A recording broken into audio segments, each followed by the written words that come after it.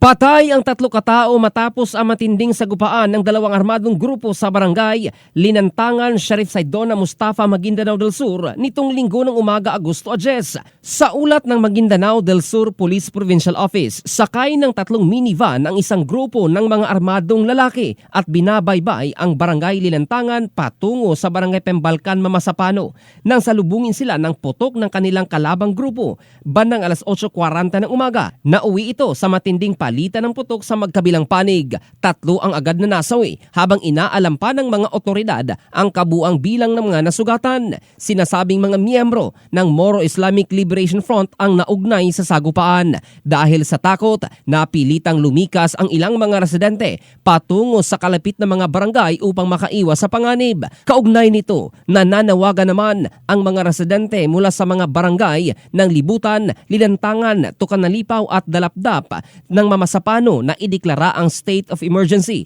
dahil sa matinding kaguluhan na makailang beses nang nagresulta sa pananambang na humantong sa patayan. Daing ng mga residente, apektado na ang kanilang hanapbuhay at bagsak na rin ang ekonomiya sa kanilang lugar at mas lalala pa ito kung hindi agad kikilos ang pamahalaan.